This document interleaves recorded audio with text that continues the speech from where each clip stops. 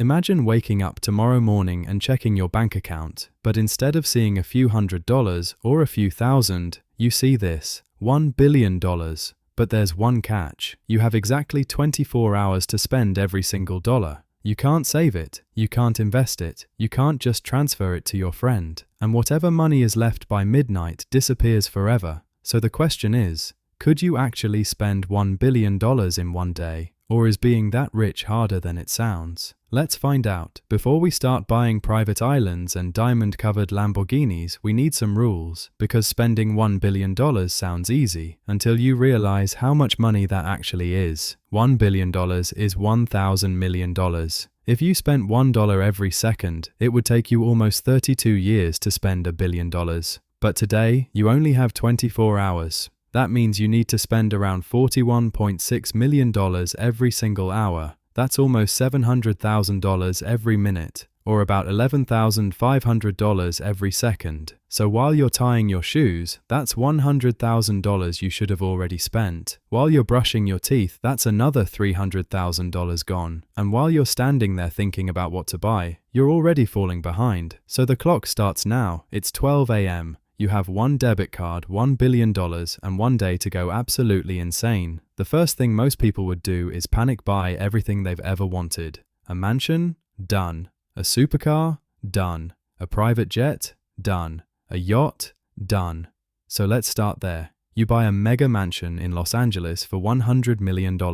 Not just any house. This thing has 15 bedrooms, an indoor pool, an outdoor pool, a movie theater, a bowling alley, a wine cellar, a gym, a spa, and probably a room you'd never even walk into. Great. You're already down $100 million, only $900 million left. Then you buy a private jet, not a small one, a luxury long-range jet with leather seats, bedrooms, showers, dining tables, and enough room to fly across the world like you own the sky. Price? Around $75 million. Now you're at $175 million spent. Then you buy a yacht, but not just a normal yacht. A floating mansion with a helicopter pad, pool, crew, glass elevator, beach club, and bedrooms bigger than most apartments. Price? Let's say $250 million. Now you're at $425 million spent. And suddenly, this challenge seems easy. You've only been awake for 1 hour, and you've already spent almost $500 million. But then reality hits. You still have $575 million left, and you still need to spend it before midnight. Now you decide to go full billionaire mode. You walk into a luxury car dealership and say the most dangerous sentence a salesperson could ever hear. I'll take all of them. You buy a Bugatti, a Rolls-Royce, a Ferrari, a Lamborghini, a McLaren, a Porsche, a Bentley, a Maybach, and then you buy another Bugatti just because the first one looked lonely. Even after buying a ridiculous garage full of supercars, you might only spend around $30 million, which is insane for a normal person, but barely anything when you have $1 billion to burn. So then you go to the jewelry store. You buy diamond watches, gold chains, rare rings, custom pieces, maybe a watch that costs more than an entire house. You spend another $50 million. Now you're at around $505 million spent. You are wearing enough diamonds to look like a walking emergency flare. Your garage looks like a billionaire car show. You own a mansion, a jet, and a yacht. And somehow, you still have almost $500 million left. This is where the challenge gets harder, because you're starting to realize something. Buying luxury items is easy, but spending $1 billion responsibly, legally, and fully in one day, that's a completely different game. At this point, the smartest move is real estate, because nothing eats money faster than land, buildings, and properties in expensive cities. So you start buying apartments in New York City, you buy a penthouse overlooking Central Park, then another one downtown, then a townhouse in the West Village, then a beachfront mansion in Miami, then a ski house in Aspen, then a villa in Italy, then a castle in France, then a private island in the Caribbean. After a few hours of non-stop deals, you spend another $250 million.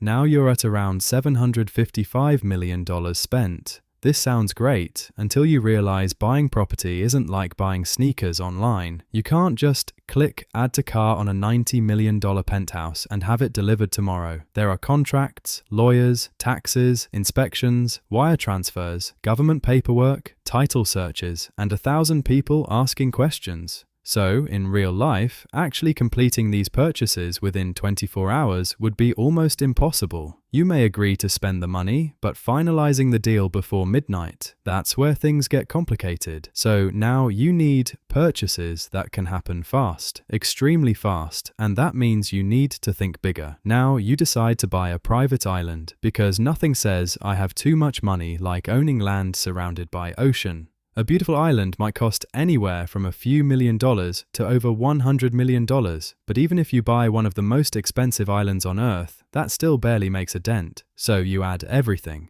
Private docks, a resort, a runway, boats, solar power, security, staff housing, a glass mansion, a giant infinity pool, maybe even a submarine, because why not? You spend another $100 million. Now you're at $855 million spent. You're getting close, but you still have $145 million left, and this is when the pressure becomes real, because now you've already bought all the obvious billionaire stuff. The mansion, the jet, the yacht, the cars, the jewelry, the island, and somehow you still have enough money left to buy an entire NBA roster. So what now? You need to spend money in ways that are massive, fast, and unforgettable. At noon, you realize something important. Objects can only get you so far. So now, you start buying experiences. First, you rent out an entire luxury hotel for the night. Every room, every restaurant, every spa, every suite. Then you hire private chefs, famous musicians, security teams, drivers, photographers, and event planners. You throw a one-night party that looks like a movie scene. Price? Maybe $10 million. Then you decide to rent out an entire sports stadium. You hire a famous artist to perform. You fly in guests by private jet. You put your name on the scoreboard. You buy every seat in the arena so nobody else can attend unless you personally invited them. Another $20 million gone. Then you book a last-minute trip into space. A short commercial space flight could cost tens of millions depending on the experience. Let's say you spend $50 million reserving a seat, training, and making it happen. Now you're at $935 million spent, only $65 million left. And now you're close enough to taste victory, but there are still 12 hours left. And the last $65 million may be harder than the first $500 million. At this point, you realize the best way to spend $1 billion in 24 hours might not be to buy things for yourself. It might be to change other people's lives, so you start paying off debts. Student loans, medical bills, mortgages, credit card balances. You fund schools, you build housing, you donate to food banks, you cover hospital bills for families who have no idea help is coming, you sponsor scholarships for thousands of students, you fund clean water projects, you pay for animal shelters, you support small businesses. But here's the problem. Depending on the rules, donations might not count. And even if they do, giving away money isn't as simple as clicking a button. Large donations need approvals, banks flag massive transfers, charities have processing systems, lawyers get involved, taxes get complicated, and suddenly, even giving away money becomes difficult. That's one of the strangest things about being rich. At a certain point, money stops acting like normal money. It becomes something that needs teams of people to move it. Managers, accountants, bankers, attorneys, advisors. The richer you become, the harder it is to spend money casually. So, if the challenge is to spend it all by midnight, you need to move fast. It's now 8 p.m. You have 4 hours left, and still about $65 million to spend. So, you enter emergency billionaire mode. You buy rare art. A famous painting could cost tens of millions by itself. You buy one for $35 million. Now you're down to $30 million. You buy rare collectibles, vintage sports cards, movie props, historical artifacts, limited edition watches, signed jerseys, first edition books, luxury furniture. Another $10 million gone. Now you have $20 million left.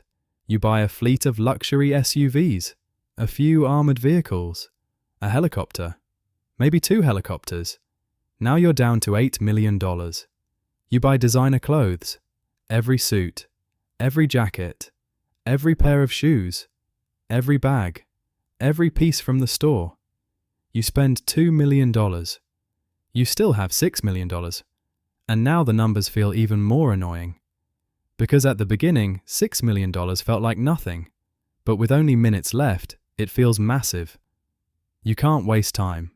You need one final ridiculous purchase. It's 11 p.m. 1 hour left. You have $6 million remaining. You think about buying more cars, but registration takes time.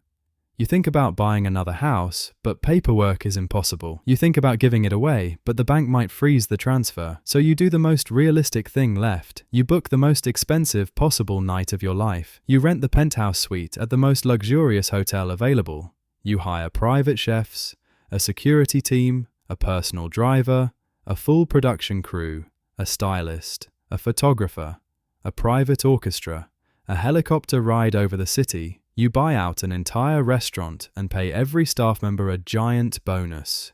You order the rarest foods in the world. You buy the most expensive bottles available, not to flex, but because the clock is literally running out. By 11:45 p.m., you've spent another $4 million.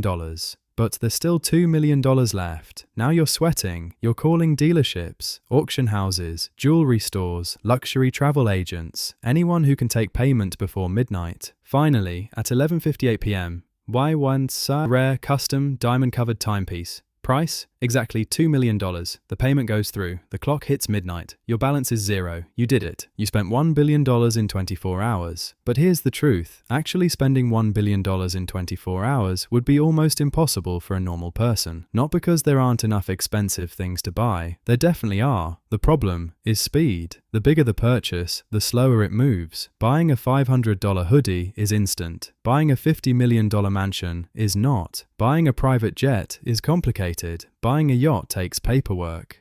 Buying art requires verification. Buying companies can take months. Even moving money can trigger bank reviews. So the real answer is this. You could probably agree to spend $1 billion in one day, but fully spending it, legally completing every transaction, and having everything approved before midnight, that would be extremely hard. And weirdly, that reveals something about money. For most people, money disappears too fast.